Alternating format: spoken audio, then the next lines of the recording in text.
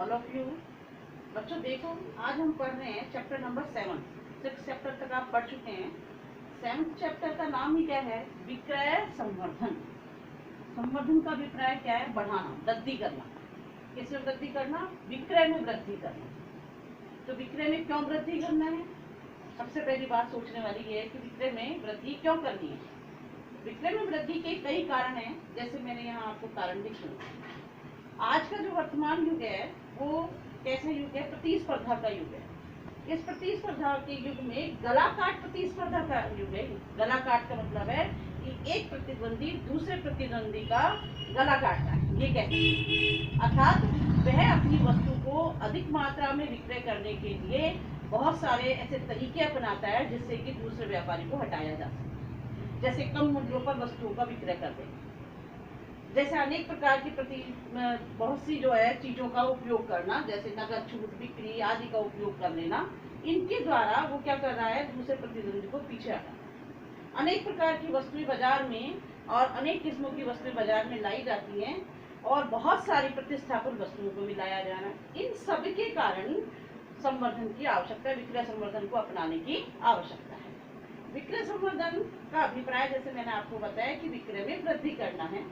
तो विक्रय में वृद्धि करने के लिए कारण भी बता दिए, ये कारण है।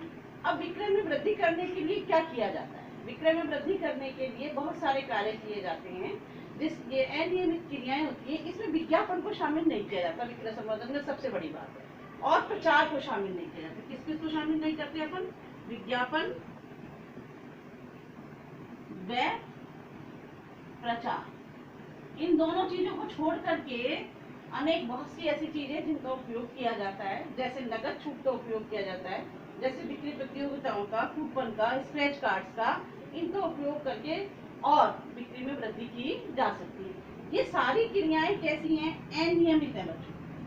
अनियमित का अभिप्राय है कि इनका कभी कभी उपयोग किया जाता है, रेगुलरली इनका उपयोग नहीं किया जाता है, क्योंकि ये महत्वहीन हो जाएंगे अगर इनका रेगुलरली उपयोग किया जाए। यानी लगातार व्यवसायी या विक्रेता या निर्माता इनका उपयोग करें तो इनका कोई महत्व नहीं रहेगा खरीदार के ऊपर। इसलिए बीच बीच में इनका उपयोग किया जाता है।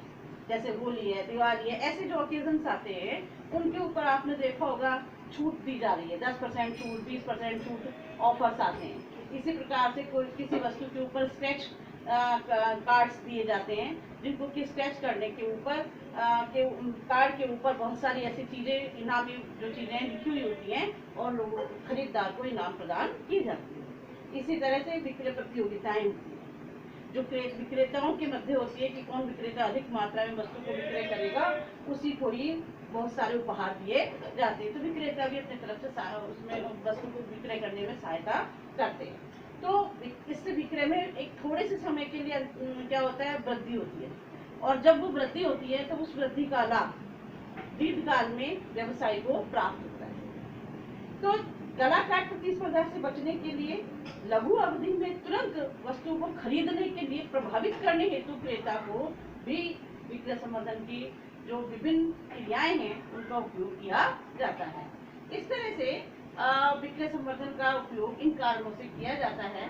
इसमें हम पहली बात करें इसके महत्व की, कि जो विक्रय संवर्धन है उसका महत्व क्या है। उससे पहला है पॉइंट हमारे पास, विज्ञापन में व्यक्तिगत विक्रय की प्रभावशीलता को बढ़ाने के लिए।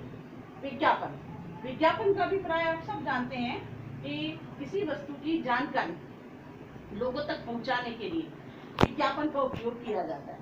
ये विज्ञापन कैसे किया जाता है?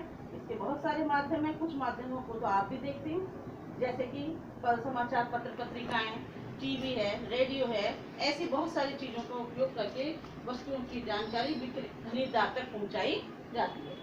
व्यक्तिगत विक्रय ये क्या है? व्यक्तिगत विक्रय का अभिप्राय है एक जो विक्रेता है उस विक्रेता के द्वारा जो माउथ पब्लिसिटी की जाती है, मुंह जबानी उस वस्तु की जो जानकारी दी जाती है उसको हम कहते हैं व्यक्तिगत विक्रय। इन दोनों की प्रभावशीलता को बढ़ाने में विक्रय संवर्धन की महत्वपूर्ण भूमिका होती है। आपने विज्ञापन के द्वारा लोगों तक जानकारी पहुंचा दी, लेकिन लोग क्या करेंगे? जैसे ही टीवी ऑन करेंगे वस्तु पे विज्ञापन देखेंगे और छोड़ देंगे।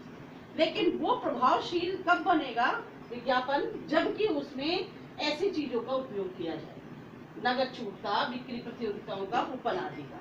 तो उससे लोग क्या करेंगे, जैसे ही इनके बारे में पता चलेगा कि इस वस्तु पर कितनी छूट है, इतने समय के लिए छूट मिल रही है, तो तुरंत प्रभाव से उस वस्तु को खरीदने के लिए विचार कर लेते हैं और खरीद भी लेते हैं। जैसे कि आप देखिए, जैसे ही गांधी जयंती का अवसर आता है, गांधी जयंती पर कुछ दिनों के लिए नगद छूट प्रदान की जाती है खादी के ऊपर। तो जब खादी पर वो छूट आती है और उसका एडवर्टाइजमेंट के जरिए उसको जानकारी दी जाती है, तो लोग उस समय के दौरान ही बहुत